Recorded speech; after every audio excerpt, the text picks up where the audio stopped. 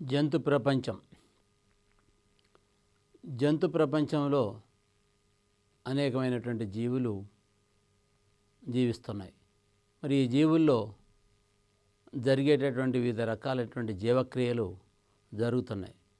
మరి ఏమేం జీవక్రియలు అని అంటే జీర్ణ వ్యవస్థ, శ్వాస వ్యవస్థ, విసర్జక వ్యవస్థ, నాడీ వ్యవస్థ, అంతఃస్రావి వ్యవస్థ, ఇలా మొదలగు రకాల వ్యవస్థలు ఈ జంతు ప్రపంచంలో ఉన్నాయి.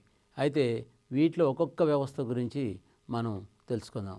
మొదట ఈ క్లాసులో జీర్ణ వ్యవస్థ, శ్వాస వ్యవస్థ గురించి తెలుసుకుందాం. జీవుల్లో ఎలాగా జీర్ణ వ్యవస్థ, శ్వాస వ్యవస్థ ఎలా జరుగుతుందో తెలుసుకుందాం. ఇప్పుడు ఆవు, ఎద్దు, గేదెలు పెంపుడు జంతువుల్లో ముఖ్యమైనవి. మన ఇంట్లో, మన గ్రామాల్లో, మన గృహాల్లో పెంచేటటువంటివి ఆవు, ఎద్దు, గేదెలు ముఖ్యంగా. ఇవి నెమరు వేసే జంతువులు. ఇవి గడ్డిని ప్రధాన ఆహారంగా తీసుకుంటాయి. గడ్డి లాంటి వృక్ష కణాల్లో సెల్యులోజ్తో తయారైనటువంటి గట్టి కనకుడ్యం కూడా ఉంటుంది. అంటే ఈ వృక్ష కణాలు అంటే ఇక్కడ ఆవు, ఎద్దు మనం మామూలుగా మన ఇంట్లో పెంచుకునే పెంపుడు జంతువులైనా ఇది ఎక్కువగా తినేది ఏంటంటే గడ్డి. అయితే ఈ గడ్డిలో ఈ సెల్యులోజ్ లాంటి గట్టి పదార్థం, కనకుడ్యం కలిగిన పదార్థం ఉంటుంది. దీన్ని ఇది తినటం జరుగుతుంది. సెల్యులోజ్ అనేక గ్లూకోజ్ అణువులతో తయారై పాలిపాకరైట్ దీన్ని సెల్యులోజ్ అనే ఎంజైమ్ సరళమైన అణువులుగా విడగొడుతుంది. అంటే ఇక్కడ మనం తీసుకున్నటువంటి ఆహారంలో గ్లూకోజ్ ఎక్కువగా ఉండి ఇది అనేక గ్లూకోజ్ అణువులతో తయారై ఉండి దీన్ని సెల్యులోజ్ అనే ఎంజైమ్ ఉండి ఇంట్లో సరళమైన అణువులుగా విడగొట్టడం జరుగుతుంది అనేది అది తెలుసుకోవాలి మనం. సెల్యులోజ్ జీర్ణ వ్యవస్థలో దాదాపుగా ఉత్పత్తి కాదు. కషాబాన్ని కలిగి ఉండే ప్రోటోజోమన్ల బ్యాక్టీరియాలు సెల్యులోజ్ను ఉత్పత్తి చేస్తాయి. వాటి సహాయంతో జంతువులు సెల్యులోజ్ను పొందుతాయి అన్నమాట. అంటే ఇది వాస్తవంగా మనం జీర్ణ వ్యవస్థలో ఉత్పత్తి కాకపోయినా అది ప్రోటోజోమన్లు అంటే బ్యాక్టీరియాలు సెల్యులోజ్ను ఉత్పత్తి చేసి వాటి సహాయంతో జంతువులు సెల్యులోజ్ని అనేది వాటి శరీరంలోకి వస్తుందన్నమాట.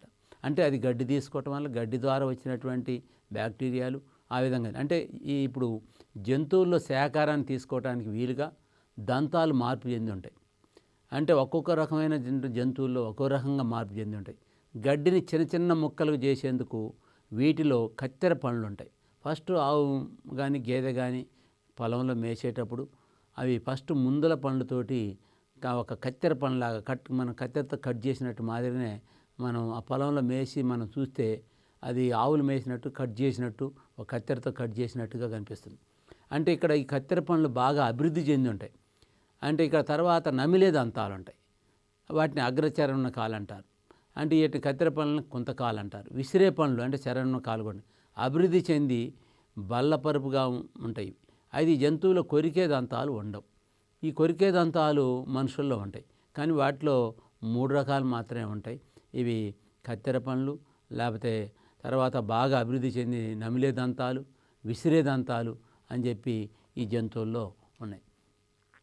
ఆవు, గేదె, ఎద్దు లాంటి జంతువులు అంటే ఇవి మన ఇంట్లో పెంచుకునేటువంటి పెంపుడు జంతువులు. ఆహారాన్ని నమలకుండా మొదట మనం బాగా అబ్జర్వ్ చేస్తే అవి పొలానికి పోయి బాగా సాయంత్రం వరకు కూడా చాలా వరకు మేసేస్తాయి, కడుపు నింపుకుంటాయి. అంటే ఈ తినేటప్పుడు తిన్నదే తిన్నట్టే లోపలికి నెట్టబడుతుంది. లోపలికి నెట్టబడిన తర్వాత బాగా ఆహారం పూర్తిగా తీసుకున్నాక అది తిరిగి మళ్ళీ నోట్లోకి తెచ్చుకొని విరామంగా నెమర వేస్తుంది. అప్పుడు అంటే ఇది మనం పొలానికి తీసుకెళ్ళి మనం మళ్ళీ ఇంటికి తీసుకొచ్చిన తర్వాత అవి మంచిగా పడుకొని నెమర వేస్తుంటాయి. ఆ నెమర వేసేటప్పుడు మళ్ళీ పొట్టలో ఉన్నటువంటి ఆహారాన్ని తిరిగి మళ్ళీ నోట్లో తీసుకొచ్చుకొని అప్పుడు నమలటం మొదలుపెట్టింది. అంటే మనమైతే ఏం చేస్తున్నాం, ఆహారం తినగానే ముందు పండ్లతోటి మనం ఏ పండ్లతో చేసే పని అది చేసి అక్కడే నమిలి మింగుతాం. మింగినటువంటి ఆహారం తిరిగి మనకి మళ్ళీ నోట్లోకి రాదు. కానీ ఇక్కడ మాత్రం ఈ గేదెల్లో, ఆవుల్లో, ఎద్దుల్లో మాత్రం ఇది తిరిగి మళ్ళీ నెమరు వేసుకునేటప్పుడు మళ్ళీ ఆహారాన్ని మళ్ళీ నోట్లో తీసుకొచ్చుకొని దాన్ని బాగా మెత్తగా నమిలి అక్కడ లాలాజలం కూడా ఎక్కువగా కలిసేటట్టుగా చేస్తుంది. జీర్ణక్రియలో హైడ్రోజన్, మీథోన్, కార్బన్ డయాక్సైడ్ మిశ్రమం ఏర్పడుతుంది. ఇది నాసికా రంధ్రాల ద్వారా బయటకు వస్తుంది. ఒక్కోసారి తినేటప్పుడు ఆ నాసికా రంధ్రాల ద్వారా కొంత బయటకు వస్తూ దాంతోపాటు కొన్ని పాసలు కూడా, గడ్డి పాసలు కూడా బయటకు వచ్చే అవకాశం ఉంది. అంటే ఇలా జరుగుతుందా అంట. అంటే నెమరు వేసే జంతువుల్లో జీర్ణక్రియ సహజీవనానికి కూడా చక్కని ఉదాహరణ అని చెప్పొచ్చు. అంటే జంతువులు శక్తి సంపాదించుకోవడం కోసం సూక్ష్మజీవులకు సెల్యులోజ్ను అందిస్తుంది. సూక్ష్మజీవులు దీన్ని కొవ్వు ఆమ్లాలుగా మారుస్తాయి. అంటే ఇక్కడ దాని శరీరంలో ఉన్నటువంటి కొన్ని సూక్ష్మజీవులకి ఈ సెల్యులోజ్ అందించడం వల్ల తిరిగి అది కొవ్వు ఆమ్లాలుగా మార్చేటటువంటి ఒక ప్రక్రియ ఇక్కడ జరుగుతుంది. ఇది సహజీవనానికి ఉపయోగపడుతుంది. ఇది మనకు ఉపయోగపడుతుంది, పశువుకి అంటే గేదెలకు ఉపయోగపడుతున్నాయి, తిరిగి సూక్ష్మజీవాలకు కూడా ఉపయోగపడుతుంది. ఇట్లా ఒకదానికొక పరస్పర సహకారం ఉంది కాబట్టి సహజీవనం అని చెప్పి అనవచ్చు మనం. నెమరు వేసే జంతువులు శాకాహారులే కానీ శాకాహార జంతువుల వలె నెమరు వేయం. నెమరు వేసే జంతువులు శాకాహారులే కానీ శాకాహార జంతువుల వలె నెమరు వేయవు అన్నీ. అంటే ఉదాహరణకు కొన్ని జంతువులు అంటే ఇప్పుడు మనం ఆవు, గేదె ఇవి చూసినాం, ఇవి నెమరు వేస్తున్నాయి.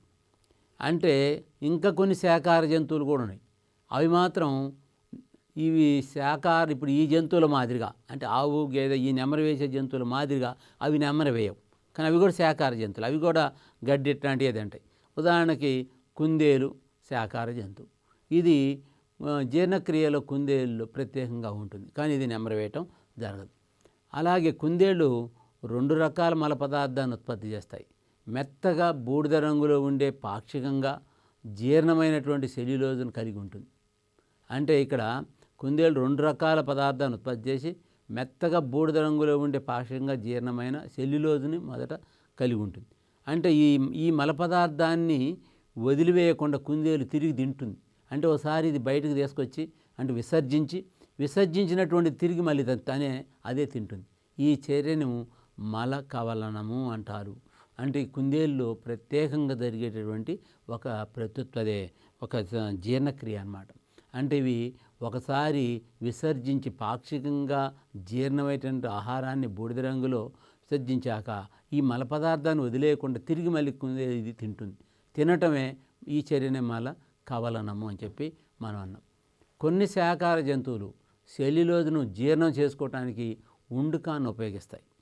అంటే ఉండుకం అంటే మనకు తెలుసు, అంటే ఇది మానవుల్లో అవశేష అవయంగా పనిచేస్తుంది. అంటే మానవుని సెల్యులోజ్ను జీర్ణం చేసుకునే శక్తి అయితే సెల్యులోజ్ను జీర్ణమయ్యే ఆహార పదార్థాలు మెల్లగా కదలటానికి తోడ్పడి జీర్ణక్రియను పూర్తి చేస్తుంది. అయితే ఇక్కడ మనం తెలుసుకోవాల్సిన విషయం ఏంటంటే కొన్ని శాకాహార జంతువుల్లో సెల్యులోజ్ను జీర్ణం చేసుకోవడానికి ఉండుకాన్ని ఉపయోగిస్తుంది. కొన్ని మానవుల్లో మాత్రం ఇవి జీర్ణం చేసుకునే శక్తి లేదు. అంటే ఈ సెల్యులోజు జీర్ణం చేసుకునే శక్తి లేదు మానవుల్లో. కానీ ఈ సెల్యులోజు కొన్నిట్లో జీర్ణమయ్యే ఆహార పదార్థం మెల్లగా కదలటానికి తోడ్పడుతుంది, పూర్తి చేస్తుంది అన్నమాట. అయితే ఇది ఈ విధంగా తోడ్పడుతుంది. జీర్ణమైన ఆహారంలోనే పోషకాలను సమర్థవంతంగా పీల్చుకోవడానికి కూడా సెల్యులోజ్ కొన్ని జీవుల్లో ఉపయోగపడుతుందని చెప్పవచ్చు. అలాగే మానవుని జీర్ణ వ్యవస్థ కనుక పరిశీలిస్తే వరుసగా ఈడ నోరు, అస్యకుహరం, గ్రసని, ఆహారవాహిక, జీర్ణాశయం, చిన్న ప్రేగు, పెద్ద పేగు, పురుషనాళం, పాయువు అనే భాగాలు ఉన్నాయి. మానవుని జీర్ణ వ్యవస్థలో అవి ఉన్నట్టు ముఖ్యమైన భాగాలు. నోరు తర్వాత ఇక్కడ అస్యకుహరం, గ్రసని, ఆహారవాహిక, జీర్ణాశయం, చిన్న పేగు, పెద్ద ప్రేగు, పురుషనాళం, పాయువు భాగాలు. అంటే ఇలా ఇన్ని భాగాలు ఈ జీర్ణ వ్యవస్థలో పార్టిసిపేషన్ అవుతున్నాయి. ఇప్పుడు నోరు, లాలాజల గ్రంథుల గురించి చూద్దాం. నోరు జీర్ణ వ్యవస్థ ద్వారా ఆహారాన్ని తీసుకోవటాన్ని అంతర్గ్రహణం అంటే ఈడ ఆహారాన్ని స్వీకరించడం అనేది ఎక్కడి నుంచి జరుగుతుంది? నోటి నుంచి మాత్రమే జరుగుతుంది. అంటే మరి ఆహారం తీసుకోవటం మొదలయ్యేది నోటితోటే స్టార్ట్ అవుతుంది. నోటి లోపల పోయేటటువంటిది జరుగుతుంది. నోటిలోని కుహరాన్ని అస్యకుహరం అంటారు. మన నోరు పెద్దగా తెరిచినప్పుడు దాన్ని మొత్తాన్ని కూడా అస్యకుహరం, ఎంత వెడల్పుగా తెరిస్తే మనం ఆహారం తినడానికి ఆ ముద్ద పట్టేటట్టుగా, కానీ ఇంకా వెడల్పుగా అదంతా కూడా ఆ ఖాళీ ప్రదేశాన్ని మొత్తం అస్యకుహరం అంటాం. జీర్ణక్రియ ఇక్కడ ప్రారంభమవుతుంది. ఇక్కడ ఆహారం తీసుకోవడం అనేది జరుగుతుంది. అంటే ఇందులో మరి ఈ నోటిలో ఏమున్నాయి? దంతాలు ఉన్నాయి, నాలుక ఉంది, 3 జతల లాలాజల గ్రంథులు ఇందులో తెరుచుకొని ఉంటాయి. అంటే ఇప్పుడు నోట్లో పండ్లు దంతాలు ఉన్నాయి, అలాగే నాలుక ఉంది, 3 జతల లాలాజల గ్రంథులు కూడా నోట్లో తెరుచుకొని ఉంటాయి. లాలాజలం వల్ల ఆహారం భౌతిక రసాయన మార్పులు జరుగుతుంది ఇక్కడ. అంటే కొన్ని రసాయన మార్పులు జరిగే అవకాశం ఉంది.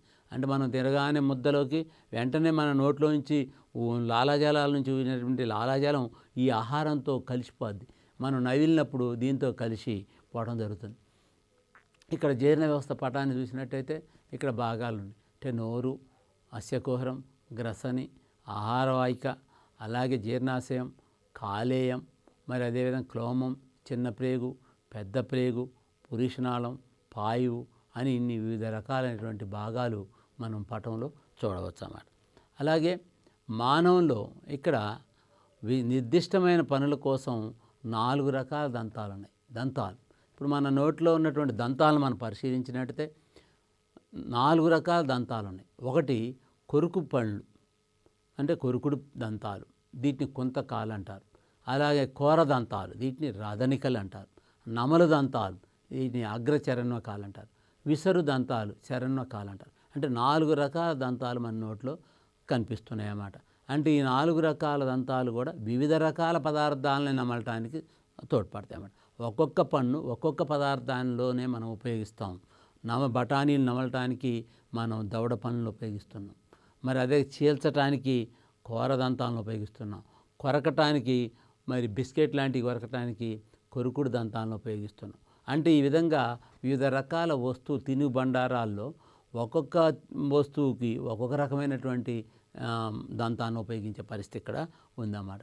అంటే ప్రౌఢ మానవుల్లో ప్రతి వ్యక్తిలో కూడా ప్రౌఢ వ్యక్తిలో 32 దంతాలు ఉంటాయి. ఎన్ని దంతాలు ఉంటాయి? 8 కొరుకుడు పళ్ళు ఉంటాయి. అంటే కింద 4 పైన 4. అలాగే మరి 4 కూర పళ్ళు ఉంటాయి. అంటే ఇటు ఒకటి ఇటు 2 మొత్తమే కింద మీద మళ్ళీ అవి ఒక 4. అంటే అవి రెండు వైపులా 2, ఒకే పై దవడకి 2 వైపులా 2, కింది దవడకి 2 వైపులా 2. అంటే అవి మొత్తం 4 కూర పండ్లు. అంటే మనం జాంకాయ తినేటప్పుడు ఏదన్నా గుంజాలనుకున్నప్పుడు, మామూలు కొరకాలన్నప్పుడు అట్లాంటి కూర పండ్లు ఉపయోగించి చూస్తాం. తర్వాత నమలు దంతాలు 8, అంటే కింద 4 పైన 4 ఉంటాయి. అవి నమిలేయి బాగా. ఆ తర్వాత విసురు దంతాలు అంటే అవి 12 ఉంటాయి. ఇవి దంతసూత్రం అమెరికన్ బట్టి కొరుకుడు, కోర, నమలు, విసరు ICPM అంటారు. అంటే 2, 1, 2, 3 అంటే 8 రోళ్ళు. అంటే ఒకవైపున 2 అంటే 2 ఏంది? కొరుకుడు దంతాలు 2 ఉంటే, కూర దంతం 1 ఉంటే, ఆ తర్వాత నమలు దంతాలు 2 ఉంటాయి, విసురు దంతాలు 3 ఉంటాయి. అట్లా ఇటు 8 ఉన్నప్పుడు ఇటు పక్క కూడా 8 ఉంటాయి ఒక్కో దవడకు. అంటే అలాగా 2 దవడలు కలిపి 16 ఉంటే, అట్లా కింది దవడకు కూడా 16, 32. అంటే 32 దంతాలు మన నోట్లో ఉంటాయని చెప్పాలి.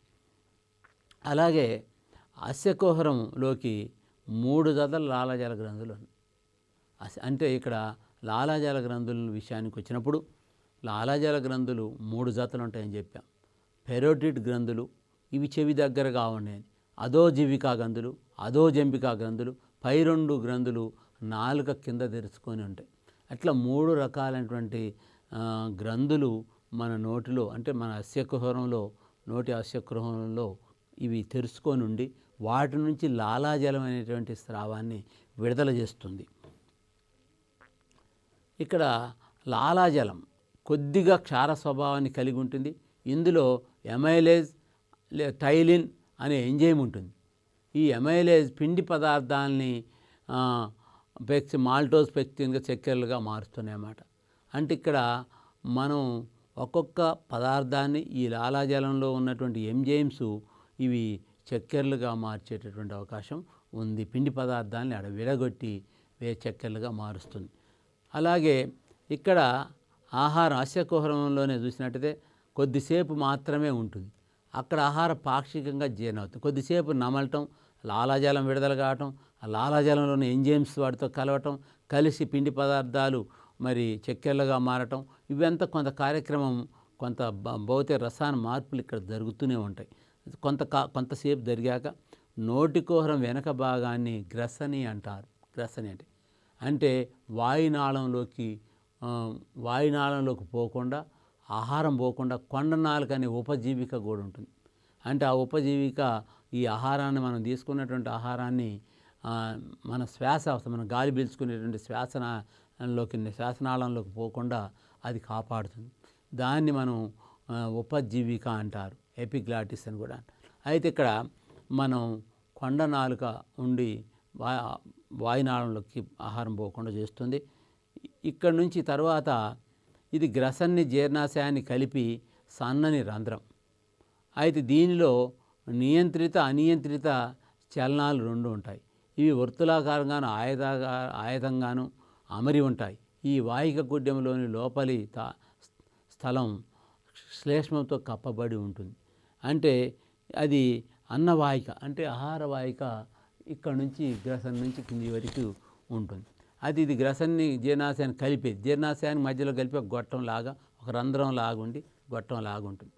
అంటే ఇవి దీంట్లో కొన్ని నియంత్రిత అనియంత్రిత చలనాలు ఉంటాయి అన్నమాట. అయితే ఇవి వర్తులాకారంగా ఆయతంగాను ఉండి అమరి ఉండటం, మరి ఈ విధంగా అక్కడ శ్లేష్మంతో కూడినటువంటిది, మరి కుడ్యంలో శ్లేష్మం కూడా దాంట్లో కలిసి ఉంటుందన్నమాట. ఆహారాన్ని ఆహార వాహికలోకి పంపటాన్ని మింగటం అంటారు. ఎప్పుడైతే మన నోట్లో ఆహారం ఉందో ఆ నోట్లో ఆహారం కొంతసేపు ఉన్న తర్వాత ఇంకొక ముద్ద మన నోట్లో పెట్టుకోబోయే ముందు దాన్ని మనం ఆహార వాయువులోకి పంపాలంటే ఒక పని జరిగితేనే పోద్ది. ఏం చేయాలంటే మింగటం అనేది జరగాలి. అంటే ముద్ద ఎమ్మటి ముద్ద మింగుతుంటేనే ఇంకొక ముద్ద నోట్లోకి జరుగుతుంది. అంటే ప్రతి ముద్ద పెట్టుకున్నప్పుడల్లా అది కొంతసేపు నవిలిన తర్వాత దాన్ని మింగటం అనేది జరగాలి. దీన్ని ఆ విధంగా అంటే మింగటం అనేది జరగగానే ఆహార వాహికలోకి పోతుంది. దీన్ని మనం మింగటం అనేటువంటి ఇది నియంత్రిత చర్య. ఇది అంటే మనకు తెలుసుకుండానే మనం చేస్తూనే పోతాం. మనం సంకల్పితంగానే కాకుండా ఆటోమేటిక్గా మన కార్యక్రమం జరుగుతుంది. ఆహార వాహికను చేరగానే మింగటం అనే అనియంత్రిత చర్యగా మారుతుంది. దీన్ని ఆహార వాహికలోకి మరి అక్కడ పెరిస్టాల్టిక్ చలనాలు కారణమవుతాయి. అంటే ముందుకు జరగటానికి అలల లాంటి పెరిస్టాల్టిక్ చలనాల వల్ల అది ముందు కదులుతూ గ్రసని ఆహార వాహికలోని ఏ విధమైన ఎంజైములు ఉండవు ఇక్కడ. కానీ ఆహారం ఎటువంటి మార్పులు కూడా పొందదేడ. అంటే ఇక్కడ డైరెక్ట్గా గొట్టం ద్వారా వచ్చేసి జీర్ణాశయంలోకి వచ్చేస్తుంది అన్నమాట. అంటే ఇక్కడ జీర్ణాశయం ఇది కండరహితమైనది సంచి వంటి నిర్మాణం. ఇది ఉదర కుహరంలో ఎడమ పక్కన ఉదర వితనానికి ఇది కిందకు ఉంటుంది. అంటే ఇక్కడ మనం గమనించినట్టయితే కండరహితమై ఉంటుంది. ఉదర కుహరంలో ఎడమ పక్కన మరి ఉదర వితానానికి కిందగా ఉంటుంది. ఆహార వాహిక చేరుకోగానే జీర్ణాశయ భాగాన్ని ఇక్కడ ఆర్థిక జీర్ణాశయం అంటారు. అంటే ఎప్పుడైతే ఇక్కడ ఆహారం ఇక్కడ చేరుకోగానే దాన్ని మనం అక్కడ ఆహార వాహికలో నుంచి మనం ముద్ద మింగుతూ ఉన్న క్రమంలో అది జీర్ణాశయంలో చేరుకోవడం జరుగుతుంది. ఆంత్రమూలంలోకి తెరుచుకునే జీర్ణాశయాన్ని జఠర నిర్గమ జీర్ణాశయం అంటారు. అంటే జీర్ణాశయంలో ఇంకా ఆంత్రమూలం అంటే జీర్ణాశయం మొత్తం ఉన్న తర్వాత ఆహారం వచ్చిన తర్వాత జీర్ణాశయం నుంచి ఆంత్రమూలంలోకి తెరుచుకునే జీర్ణాశయాన్ని జఠర నిర్గమ జీర్ణాశయం అని చెప్పి అంటామట. ఆంత్రమూలంలోకి తెరుచుకుంటుంది ఇది. అంటే జీర్ణాశయ భాగాన్ని మరి జఠర నిర్గమ జీర్ణాశయం అని కూడా ఇక్కడ మనం అన్నారు. జీర్ణాశయం 3 విధులు నిర్వహిస్తుంది. ఒక్కోటి ఏం చేస్తుంది? జీర్ణాశయంలో జరిగేది ఏంటి? తాత్కాలికంగా ఆహారాన్ని నిల్వ చేసుకుంటుంది. అంటే మనం తినగానే ఆహారం వెంటనే మన శరీర వివిధ భాగాలకు చేరటం కానీ, లేకపోతే అది మరి విసర్జించడం, మనకి పనికిరాని ఆహారం విసర్జించడం కానీ వెంటనే జరగదు. అంటే ఇక్కడ తాత్కాలికంగా కొంతసేపు ఒక 2-3 గంటల వరకు ఆహారం మన జీర్ణాశయంలో నిల్వ ఉంటుంది. కండరాల కదలిక ద్వారా ఆహారంలోని వివిధ పదార్థాలను బాగా కలుపుతుంది. అంటే ఇక్కడ కండరాల కదలిక వల్ల మరి వివిధ భాగాల కదలిక వల్ల ఇది కదులుతుంది ఆహారం. అంటే కలిసిపోద్ది అన్నమాట, మిళితం అవుతుంటుంది మొత్తం తిన్నటువంటి ఆహారం. అంటే ఆహారంలో భౌతిక మార్పులు రావటం, జీర్ణాశయ గుడ్యం లోపలి స్థలం శ్లేష్మ స్థలంతో ఆవరించబడి ఉంటుంది. ఇక్కడ జఠర గ్రంథులు అనబడేటువంటి గ్రంథులు ఉన్నాయి. జఠర గ్రంథులు జఠర రసాన్ని మ్యూసిన్ని అనే శ్లేష్మ పదార్థాన్ని ఇక్కడ స్రవిస్తాయి అన్నమాట. అంటే ఇక్కడ మనం గమనించాల్సింది ఏంటంటే జీర్ణాశయంలో జరిగేటువంటి ప్రక్రియలో జఠర గ్రంథులుండి జఠర రసాన్ని ఇక్కడ విడుదల చేసి ఇక్కడ మ్యూసిన్ అనే శ్లేష్మ పదార్థాన్ని మరి స్రవించడం జరుగుతుంది. తర్వాత జఠర రసం చిక్కగా మరి తేటగా ఎండుగడ్డి రంగులో ఉండే ద్రవం అన్నమాట. దీనిలో హైడ్రోక్లోరిక్ ఆమ్లం ఎంజైమ్లు ఉంటాయి. హైడ్రోక్లోరిక్ ఆమ్లం ఆహారంలోని బ్యాక్టీరియాను చంపివేస్తుంది. ఎంజైమ్లు ప్రోటీన్లను సులభంగా జీర్ణం చేయడానికి వాటిని విచ్ఛిన్నం చేస్తుంది. ఈ ఆమ్లం జీర్ణాశయాన్ని దెబ్బతీయకుండా మ్యూసిన్ని రక్షిస్తుందన్నమాట. అంటే ఈ విధంగా అంటే మన జీర్ణాశయంలోకి వచ్చిన తర్వాత జీర్ణాశయంలో ఉన్నటువంటి హైడ్రోక్లోరిక్ ఆమ్లం ఆహారంలోని బ్యాక్టీరియాలన్నింటినీ కూడా చంపివేయడం జరుగుతుంది. అంటే మనం తినే ప్రతి ఆహారంలో కూడా ఏయో రకమైనటువంటి బ్యాక్టీరియాలు వైరస్లు ఉంటాయి. ఇవి ఇక్కడ ఈ క్రియలో ఇవి చనిపోవటం అనేది జరుగుతుంది.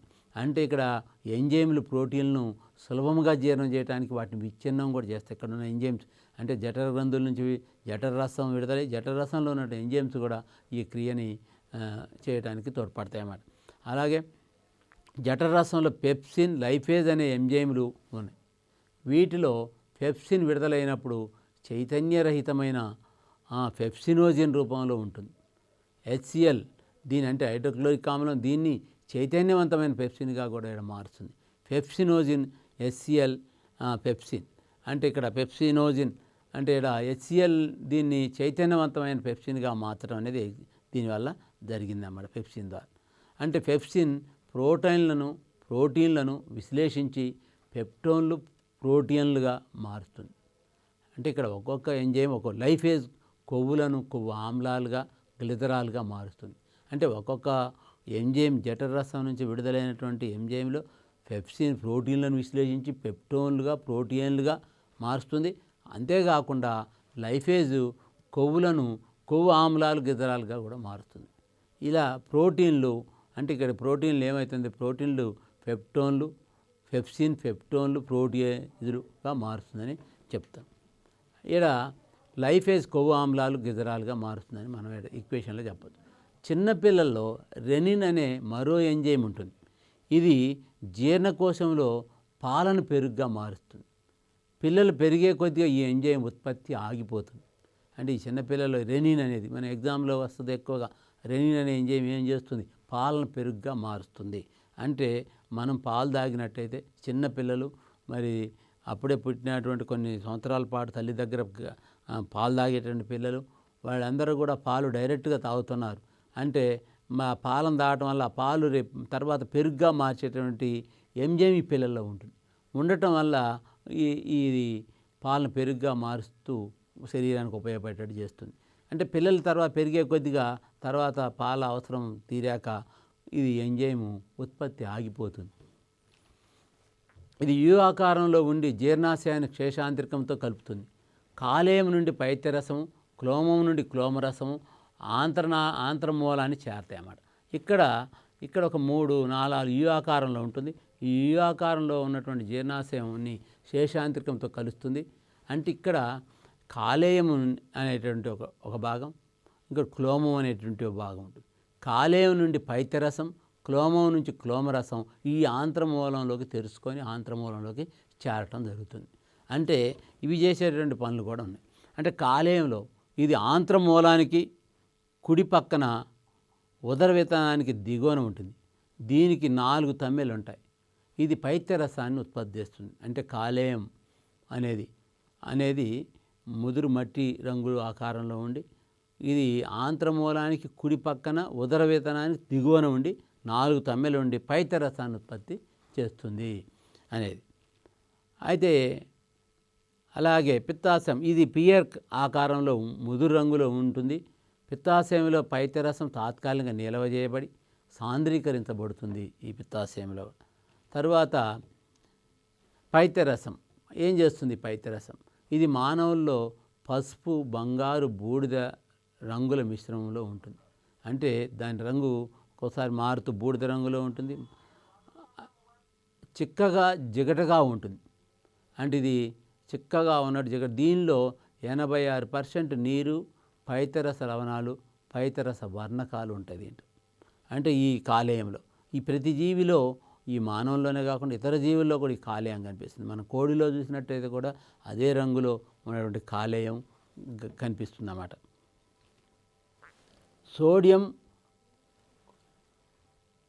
సోడియం డిఆక్సిరైడ్, అలాగే పైత్యరసం లవణాలు, మరి బైలిరుబిన్, బిలివర్డిన్ అనే పైత్యరస వర్ణకాలు కూడా దీనిలో ఉంటాయి అన్నమాట. పైత్యరసంలో జీర్ణక్రియ ఎంజైమ్ లేవు. జీర్ణక్రియను చేసే ప్రత్యేకమైన ఎంజైమ్ లేవు. కేవలం పైత్యరసం అనేది విడుదలవుతుంది. కానీ పైత్యరస లవణాలు కొవ్వులు అతి సూక్ష్మమైన కొల్లాయిడ్ రేణువులుగా మారుస్తాయి. దీన్నే కొవ్వుల ఎమల్సీకరణం అని కూడా అంటారు. మనం పైత్యరసం గురించి తెలుసుకున్నట్టయితే, పైత్యరస నాళంలో ఏవైనా అడ్డంకులు ఏర్పడినప్పుడు మరి దీనివల్ల కొన్ని ప్రమాదాలు ఏర్పడతాయి. దీనివల్ల కొన్ని రకాలైనటువంటి వ్యాధులు వస్తాయి. మరి ఏం వ్యాధులు వస్తాయి అన్నప్పుడు చూద్దాం. అంటే ఏమైనా అడ్డంకులు ఏర్పడ్డప్పుడు పైత్యరస నాళంలో పైత్యరసం విడుదలై అది ఆంత్రమూలంలోకి తెరుచుకునేటప్పుడు ఆ నాళంలో ఏమైనా అడ్డంకులు ఏర్పడితే పైత్యరసం రక్తంలో కలిసి శరీరంలో ప్రసరణ అవుతుంది. దీనివల్ల కళ్ళు, చర్మం పసుపు పచ్చగా అవుతాయి. అంటే ఇక్కడ ఏమైనా అడ్డంకులు ఏర్పడ్డప్పుడు పైత్యరసం రక్తంతో కలిసి శరీరంలో ప్రసరణ అవుతుంది. అంటే మొత్తం మన శరీరానికి మరి అది రక్తంలో కలిసిపోయి అయ్యేటప్పుడు ఆ పైత్యరసం అంతా కూడా మన శరీర వివిధ భాగాలకు కూడా వెళ్తుంది. వెళ్ళినప్పుడు మన శరీరంలో ఉన్నటువంటి కళ్ళు, అంటే ఇది పసుపచ్చ రంగులో ఉన్నటువంటిది, అంటే పసుపు రంగు కనిపిస్తాయి కళ్ళు కూడా. చర్మం కూడా అలాగే, చర్మం కూడా పసుపు పచ్చగా కనిపిస్తుంది. దీన్నే మనం పచ్చ కామెర్లు అంటారు. అంటే కళ్ళల్లో పచ్చగా పట్టడానికి కారణం ఏందనుకున్నారు? మనం ఏమనుకుంటున్నాం అంటే పైత్యరస నాళాలలో ఏమైనా అడ్డంకులు ఏర్పడినప్పుడు పైత్యరసం రక్తంలో కలిసిపోద్ది. కలిసి శరీరంలో వివిధ భాగాల ప్రసారం కావటం వల్ల అవి మనకి బాగా క్లియర్గా అవుపడేటువంటి చర్మం దగ్గర కళ్ళల్లో పచ్చగా అనిపిస్తుంది. అంటే ఆ రక్తం ఎరుపు రంగులో ఉండవలసిన రక్తంలో ఇవి కలిసేసరికి మన కళ్ళల్లో ప్రవహించేటువంటి రక్తం ఎరుపు రంగులో ఉంటుంది. అంతకుముందు ఎరుపుగా ఉండే కళ్ళు అంటే ఒక్కసారే పసుపు రంగుగా మారిందంటే ఈ పైత్యరసం దాంట్లో ప్రయాణించడం వల్లనే అని చెప్పి, అంటే వీటిని ఈ విధంగా ఉన్నటువంటి మార్పు కనుక కనపడితే మనకి దాటి పచ్చ కామెర్లు వచ్చినట్టుగా మనం గమనించాలి. అలాగే క్లోమం, ఇది పసుపు బూడిద రంగుల కలయికతో ఉండే గ్రంథి. అంటే జీర్ణాశయానికి దిగువన ఆంత్రమూలానికి ఎడమ వైపున ఉంటుంది క్లోమ గ్రంథి. అంటే క్లోమం అనేటువంటి పదార్థం.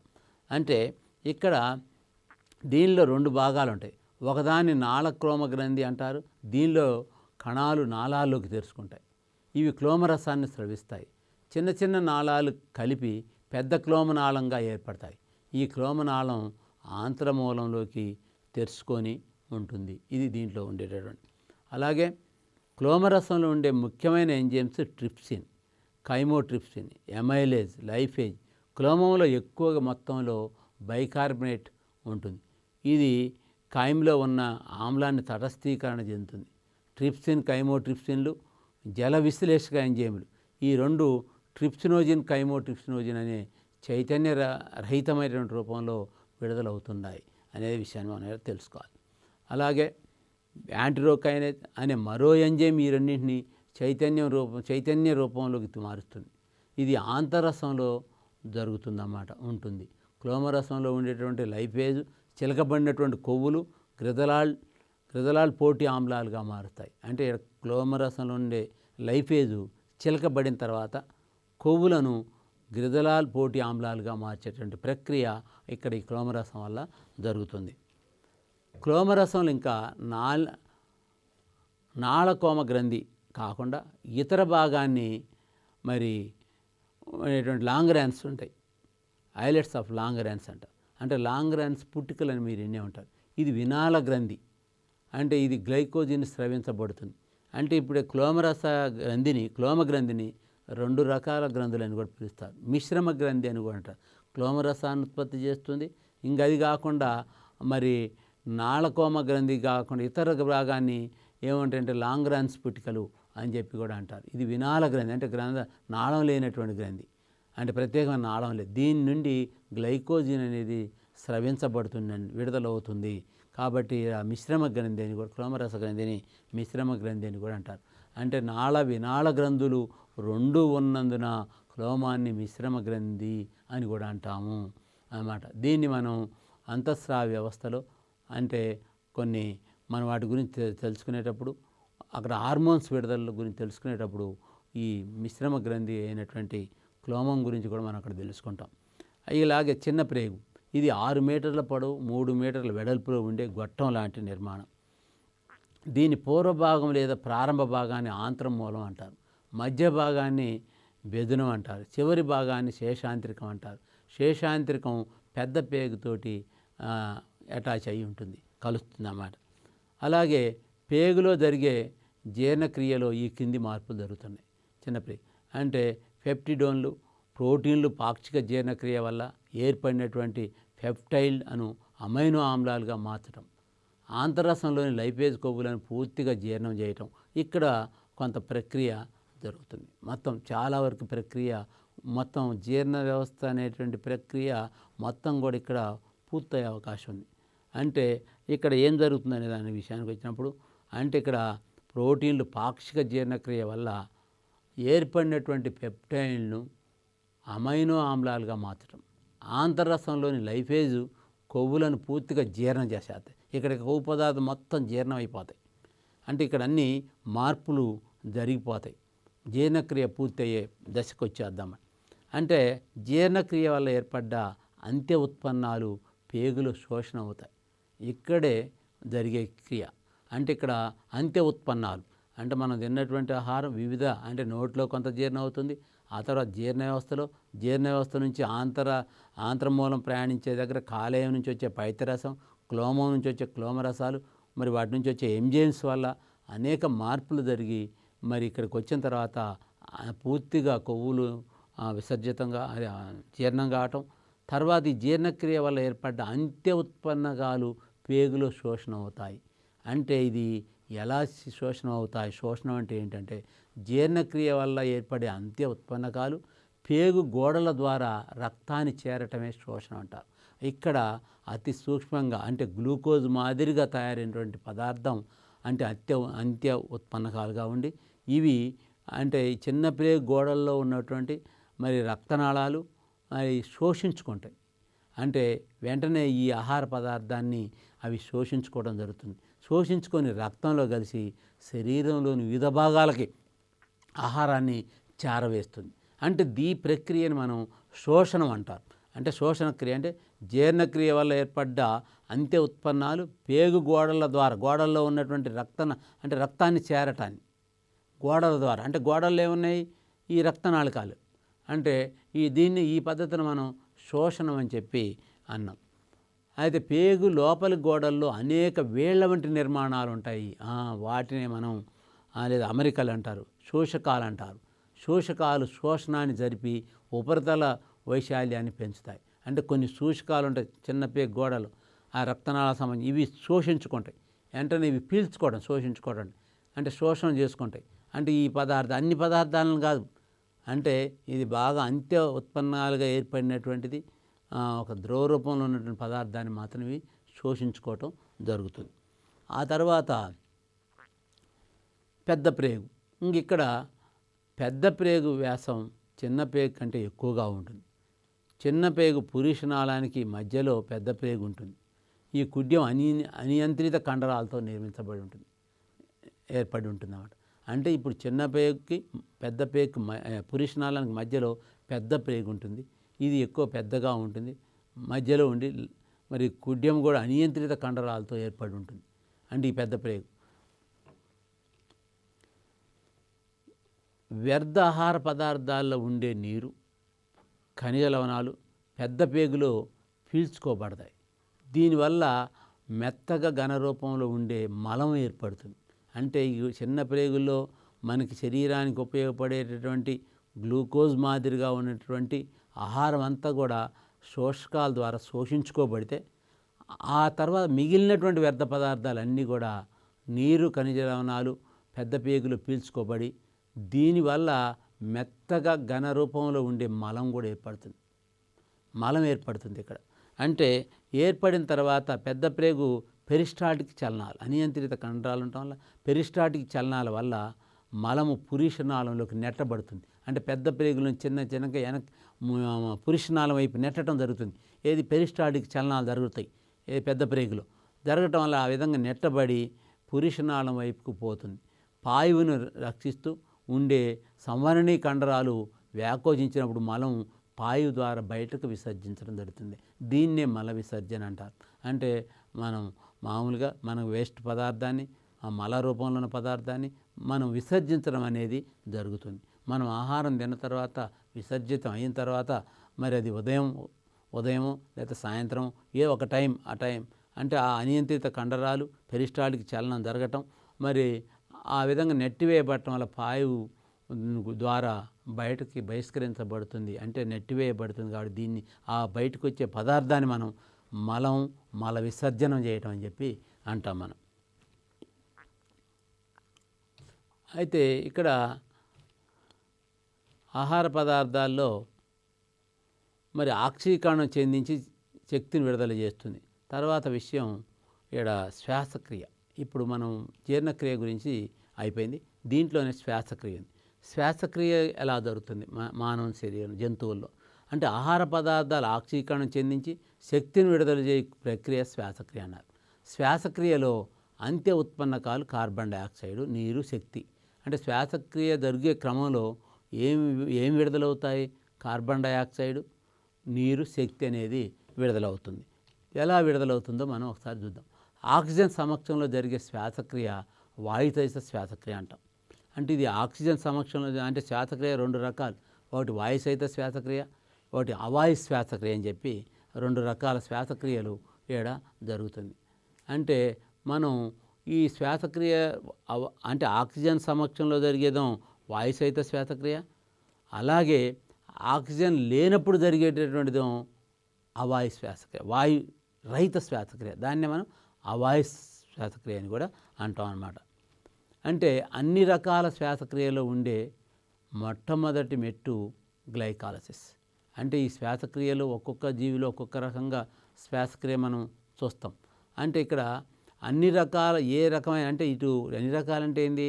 వాయుసహిత శ్వాసక్రియ, అవాయు శ్వాసక్రియలో అంటే మొట్టమొదటి మెట్టు గ్లైకాలసిస్ అనేది జరుగుతుందని. అవాయు శ్వాసక్రియలో చూసినట్టయితే కండరాలు కొన్ని పరాన్నజీవులు, ఈస్ట్లు, క్లాస్ట్రీడియం వంటి సూక్ష్మజీవుల్లో ఇది అవాయు శ్వాసక్రియ జరుగుతుంది. అలాగే కండరాలలో జరిగే అవాయు శ్వాసక్రియలో పైర్విక్ ఆమ్లం లాక్టిక్ ఆమ్లంగా మారుతుంది. ఆక్సిజన్ లేనప్పుడు ఈస్ట్ కణాలు పైర్విక్ ఆమ్లాన్ని ఆల్కహాల్గా మార్చే చర్యని ఇక్కడ కిణ్వనం అంటారు. కిణ్వనం అని మన బిట్లో అడుగుతారు. అంటే ఆక్సిజన్ లేనప్పుడు మాత్రం ఈస్ట్ కణాలు పైర్విక్ ఆమ్లాన్ని ఆల్కహాల్గా మార్చేటువంటి చర్య జరుగుతుంది. దీన్ని మనం కిణ్వనం అంటారు.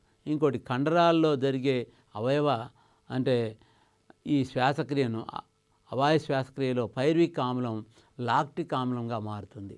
అంటే అవాయు శ్వాసక్రియలో పైర్విక్ ఆమ్లం ఏమిటిగా మారుతుంది అంటే లాక్టిక్ ఆమ్లంగా మారుతుంది అనేది కూడా మనం గుర్తుంచుకోవాలి. క్రిప్స్ వలయంలో ఎసిటైల్ కో ఎంజైమ్ అంటే ఏ నుండి అంటే ఎసిటైల్ కో ఎంజైమ్ ఏ నుండి హైడ్రోజన్ వాటితో పాటు ఎలక్ట్రాన్ NAD+, FAD+లకు బదిలీ చేయబడుతుంది. ఒక హైడ్రోజన్ వాటికి బదిలీ చేయబడటం వల్ల ఫలితంగా NADH, FADH అనే FHDH2 అనేగా ఏర్పడతాయి. అంటే ఇక్కడ క్రెబ్స్ వలయంలో జరిగే ప్రక్రియ ఎసిటైల్ కో ఎంజైమ్ ఏ నుండి హైడ్రోజన్లు వాటితో పాటుగా ఎలక్ట్రాన్లు అంటే NAD+, FAD+కు బదిలీ చేయబడతాయి. ఫలితంగా NADH, FADH2లు ఏర్పడతాయి అనేది ఇక్కడ గుర్తుంచుకోవాలి. అలాగే NADH, FADHలు ఆక్సీకరణం చెందినప్పుడు అధిక మొత్తంలో శక్తి ఉత్పత్తి అవుతుంది. అంటే ఇక్కడ శక్తి ఎలా ఉత్పత్తి అవుతుందంటే ఇక్కడ NADH, FADHలు ఆక్సీకరణం చెందినప్పుడు అధిక మొత్తంలో శక్తి వస్తుంది. మైటోకాండ్రియాలో ఆక్సీకరణం చెందినప్పుడు ప్రతి NADH అణువుకు 3 ATPలు, ప్రతి FADH2 అణువులకు 2 ATPలు ఏర్పడతాయి అన్నమాట. అంటే ఆక్సీకరణం చెందినప్పుడు ఇక్కడ ఆ విధంగా ఏర్పడే అవకాశం ఉన్నది. అలాగే గ్లైకాలసిస్ మరియు క్రెబ్స్ వలయంలో ఒక గ్లూకోజ్ అణువు ఆక్సీకరణం చెందటం వల్ల ఏర్పడిన నికర ఏటీపీ అణువుల సంఖ్య 38. దీన్ని కూడా అనేక సార్లు మనకి బిట్లు అడిగారు. అంటే ఇక్కడ గ్లైకాలసిస్ క్రెబ్స్ వలయంలో ఒక గ్లూకోజ్ అణువు ఆక్సీకరణ చెందితే ఎన్ని ఏటీపీల సంఖ్య ఏర్పడుతుంది అంటే నికర ఏటీపీల సంఖ్య ఎంత అంటే 38. ఒక ఏటీపీ అణువు జల విశ్లేషణ చెందటం వల్ల 7200 క్యాలరీల శక్తి విడుదలవుతుంది. అంటే ఒక ఏటీపీ అణువు జల విశ్లేషణ అయితే ఎన్ని క్యాలరీలు అంటే 7200 క్యాలరీల శక్తి విడుదలవుతుంది అనేది కూడా మనం ఇక్కడ గుర్తుంచుకోవాలి. అలాగే శ్వాసక్రియ నియంత్రించే కారకాలు అధ్యయనం మరి ఫలాలు, కూరగాయలు, ఇతర ఆహార దినుసుల నిల్వలకు మనకు ఉపయోగపడుతుంది అన్నమాట. అలాగే తక్కువ ఉష్ణోగ్రతలో ఎంజైములు క్రియాత్మకంగా ఉండకపోవటం వల్ల శ్వాసక్రియ రేటు చాలా తక్కువగా ఉంటుంది. 18వ శతాబ్దంలో లెవోయిజర్, జోసెఫ్ ఫ్రిస్ట్లు అనే శాస్త్రవేత్తలు వాయుధర్మాలు, వాయు వినిమయం, శ్వాసక్రియ గురించి చేసిన సమగ్ర పరిశోధనల ఆధారంగా మన శరీరంలో జరిగే వాయువుల మార్పిడి గురించి కొన్ని విషయాలు తెలుసుకోగలిగారు. మన శరీరంలో ఏ విధంగా జరుగుతుంది వాయువుల మార్పిడి అనే విషయాలను మనం ముందుంచారు. అంటే ఇక్కడ శ్వాసక్రియలో వివిధ దశల మధ్య స్పష్టమైన విభజన రేఖలు ఉండవు. శ్వాసక్రియ అనేక జీవ రసాయన భౌతిక చర్యల సంక్లిష్ట ప్రక్రియ. అయితే మనం స్థూలంగా అవగాహన చేసుకోవటం కోసం శ్వాసక్రియ విధానాన్ని వివిధ దశలుగా చూడవచ్చు. మనం ఎలా చూడవచ్చో చూద్దాం. అంటే ఉచ్ఛ్వాసాలు, అలాగే రక్తం ద్వారా వాయురవాణా, అలాగే మనం ఇట్లా 3-4 రకాల ఊపిరితిత్తుల్లో వాయువుల మార్పిడి, కణజాలాల వాయువుల మార్పిడి, కణ శ్వాసక్రియ ఎలా జరుగుతుందో మనం ఇక్కడ దీంట్లో మనకు చూపించడం జరిగింది. అలాగే సామాన్య అర్థంలో శ్వాస వ్యవస్థ అంటే బయట నుండి ఊపిరితిత్తులోని అత్యంత సూక్ష్మ నిర్మాణమైనటువంటి వాయుగోణులకు అక్కడి నుండి బయట గాలి ప్రసరించే మార్గం అని చెప్పవచ్చు. అంటే ఇక్కడ ఊపిరితిత్తులు ఏం చేస్తున్నాయి? శ్వాస వ్యవస్థ అంటే బయట నుండి ఊపిరితిత్తుల్లోని అంటే బయట నుండి ఊపిరితిత్తుల్లో అత్యంత సూక్ష్మ నిర్మాణమైనటువంటి వాయుగోణులకు అక్కడ నుండి బయట గాలి ప్రసరించే మార్గం. అంటే ఇక్కడ ఊపిరితిత్తులో అనేవి లోపల ఉన్నటువంటి గాలిని బయట పంపటం, బయట ఉన్నటువంటి గాలిని లోపల తీసుకోవటం, ఇక్కడ ఉన్నటువంటి వాయుగోణులకు అక్కడ నుండి బయట గాలి పంపించే మార్గం అని, ఇది ఒక మార్గం అని చెప్పి ఊపిరితిత్తులు మనం ఇక్కడ మాట్లాడవచ్చు. అంటే శ్వాసక్రియ మార్గం అని ఇక్కడ మనం చెప్పవచ్చు. వాయు ప్రసార మార్గం, వాయు ప్రసారం ఎలా అవుతుంది అంటే ఊపిరితిత్తుల ద్వారా మనం ఆక్సిజన్ని ఊపిరితిత్తుల ద్వారా మనం ఆక్సిజన్ పీల్చుకుంటున్నాం, కార్బన్ డైఆక్సైడ్ని పంపుతున్నాం, అంతా జరిగే ప్రక్రియ అంతా ఊపిరితిత్తులు కాబట్టి ఇది ఒక ప్రసారించేటటువంటి మార్గం అన్నారు.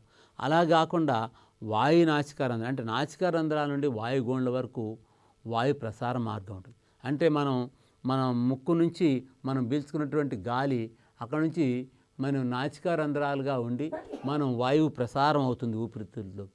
అంటే ఇది ఒక ప్రసారం, అంటే ప్రసార మార్గం అనొచ్చు. అంటే మనం ముక్కు ద్వారా పీల్చుకున్నటువంటి వాయువు ఒక నాళం ద్వారా ఊపిరితిత్తులో చేరేటటువంటి జరుగుతుంది కాబట్టి వాయు ప్రసార మార్గం అని చెప్పాం. సాధారణంగా వాయువు శరీరంలోకి ప్రసరించే మార్గం. అలాగే నాసికా కుహరం అంటే వాయువులు సంకోచించబడుతున్నప్పుడు నాసికా కుహరంలోని తేమగా ఉండే పొర రోమాలు కలిసి గాలిలో ఉండే దుమ్ము ధూళి కణాలకు చాలా వరకు ఆపేస్తాయి. మనం అనుకుంటాం మనం గాలి పీల్చేటప్పుడు మన ముక్కు లోపల కొన్ని వెంట్రుకలు ఉంటాయి, తేమ ఉంటుంది. ఈ తేమ వెంట్రుకలు ఉండటం వల్ల ఏమవుతుందంటే ఈ బయట నుంచి వచ్చినటువంటి దుమ్ము ధూళి అక్కడ ఆగిపోతుంది, లోపల పోకుండా.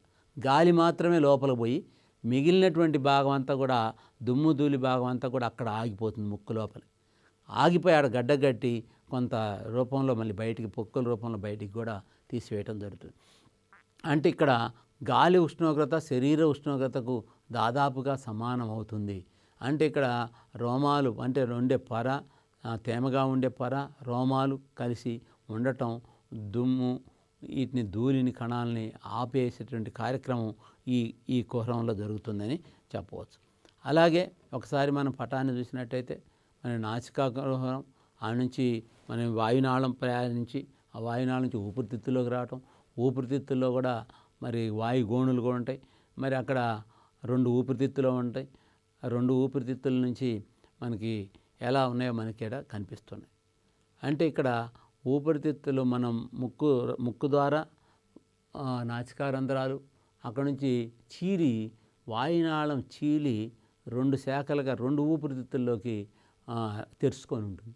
ఇది మనం వాయునాళం అని చెప్పి లేకపోతే ఊపిరితిత్తుల్లో చిన్న చిన్న వాయు నాళికలు ఉంటాయి. అంటే ఇక్కడ వాయువుల వినిమయం, అంటే ఇక శరీరంలో వివిధ శరీర భాగాల్లో నుంచి వచ్చినటువంటి రక్తం ద్వారా వచ్చినటువంటి కార్బన్ డయాక్సైడ్ని మరి బయట పంపటం, అలాగే మనం లోపల పీల్చుకోవటం కూడా ఇక్కడ ఉన్నటువంటి వాయుగోణంలో ఉన్నటువంటి రక్తకేశ నాళికలు చేసేటటువంటి పని. గాలిని వెచ్చజేయటం, గాలికి తేమను చేర్చడం వంటి కార్యక్రమాలు ఈ భాగంలో కొనసాగుతాయి. అంటే ఉపజీవిక అనే కండర కవాటం ఆహార వాయు మార్గాలను నియంత్రిస్తూ తమ వ్యవస్థలోకి సరిగా ప్రవేశించేటట్టు చేస్తుందన్నమాట. అంటే గట్టి పెట్టె వంటి స్వరపేటికలో స్వరతంత్రులు ఉంటాయి.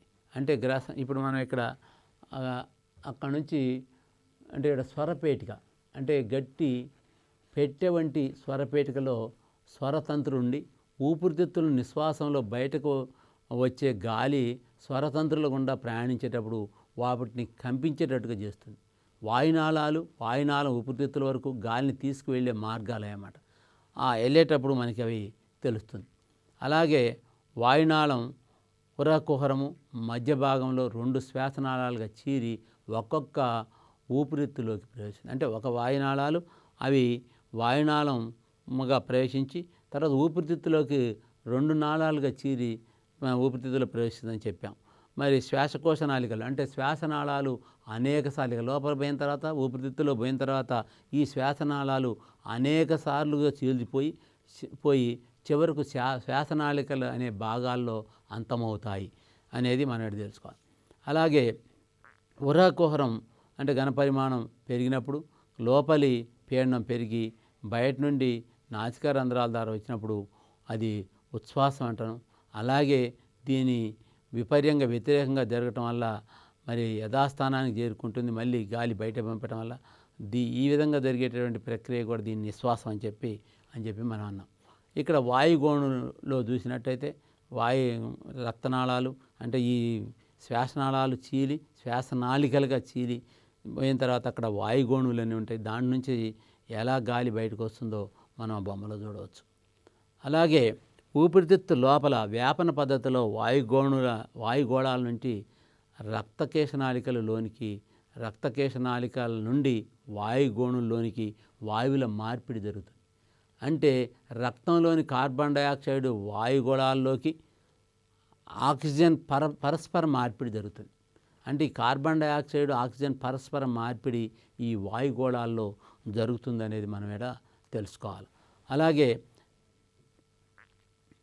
గుండె నుండి ఊపిరితిత్తులకు ప్రవహించే ముదురు ఎరుపు రంగులో ఉండే ఆక్సిజన్ రహిత రక్తం మరి రక్తకేశనాళికలోకి ప్రవహించి వాయుగోణుల నుండి ఆక్సిజన్ గ్రహిస్తుంది.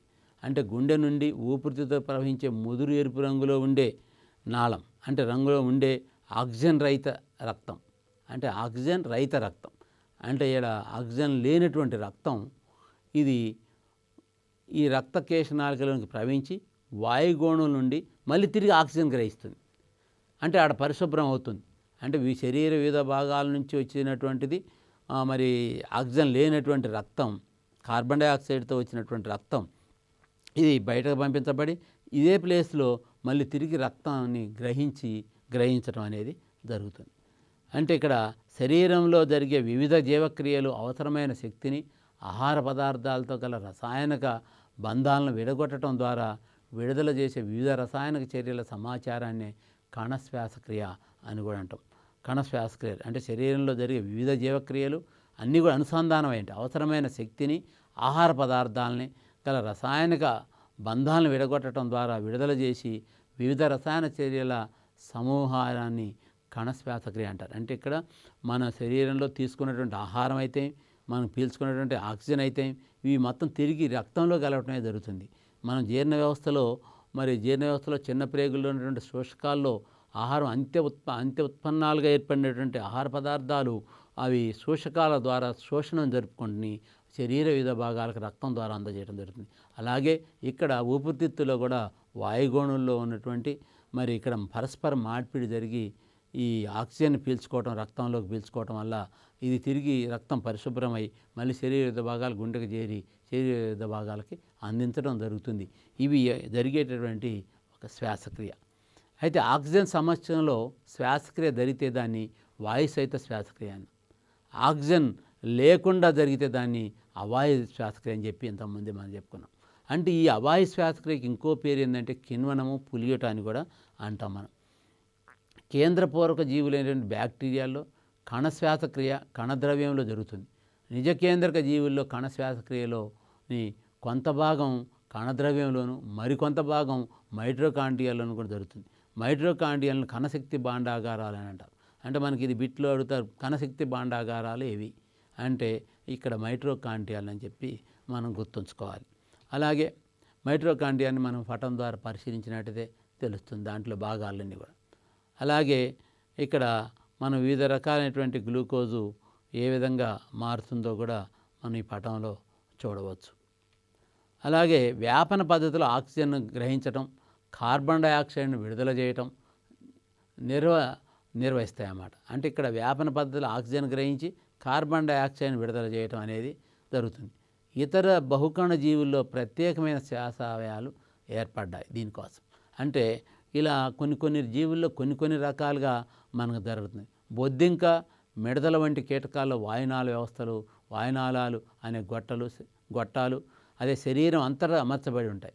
అంటే వాయునాళాలు వాయునాళికలుగా కణాలకు ఆక్సిజన్ని నేరుగా అందిస్తుంటాయి అన్నమాట. అలాగే చేపల వంటి కొన్ని జలచర జీవుల శ్వాసక్రియ కోసం మొప్పలు అనే ప్రత్యేక అవయవాలు అభివృద్ధి చెంది ఉన్నాయి. ఈ మొప్పల కుడ్యాలు పలసగా ఉండి ఎక్కువ రక్త కేశనాళికలను కలిగి ఉంటాయి.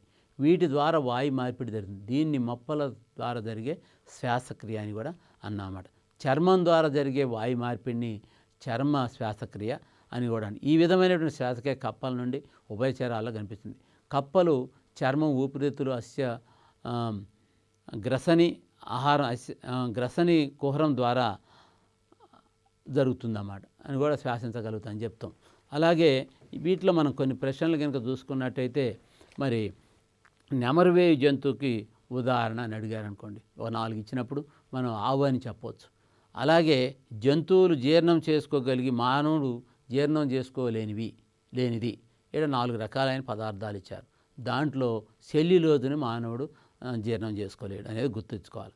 పైత్యరసం కలిస్తే ఏర్పడే వ్యాధి అంటే పైత్యరసం రక్తంతో కలిస్తే అంటే పైత్యరసం రక్తంలో కలవగానే ఏర్పడే వ్యాధి పేరు ఏంటి అంటే ఈ పచ్చ కామెర్లో అంటే అది పసుపు రంగులో ఉంటుంది. అలాగే మిశ్రమ గ్రంథికి ఉదాహరణ క్లోమ గ్రంథి అంటే 4 రకాల గ్రంథులు ఇచ్చినప్పుడు మనం క్లోమ గ్రంథి అని చెప్పించుకోవాలి. మానవుల్లో అవశేష అవయం మీకు చెప్పేటప్పుడు పెద్ద ప్రేగు చివరన ఒకటి ఉపయోగపడాలని అవశేష అవయం ఉంది, అది ఉండుకం అంటారు. అది మనకి ఏమాత్రం కొన్ని జీవులు ఉపయోగపడుతుందని కూడా చెప్పాం. అంటే ఇక్కడ మానవులు ఉపయోగపడదు కాబట్టి ఇది అవశేష అవయం అంటే ఉండుకము. అలాగే గ్లూకోజు పైరువిక్ ఆమ్లంగా ఏర్పడ్డప్పుడు పొందే నికర లాభము 2 ATP అణువులు.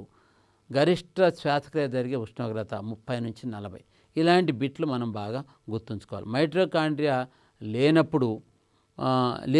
మైట్రోకాండ్రియా లేని జీవులు కొన్ని ఉన్నాయి. కేంద్రపూర్వక జీవులు అంటే సున్నపు తేటను పాల వలె మార్చేది కార్బన్ డయాక్సైడ్. ఇలా మనం వీటిలో కొన్ని ముఖ్యమైనవి మనం చదువుకుంటూ గుర్తుపెట్టుకుంటూ పోయినట్టయితే కొన్ని ఆన్సర్స్ మనం బాగా రాయొచ్చు అన్నమాట.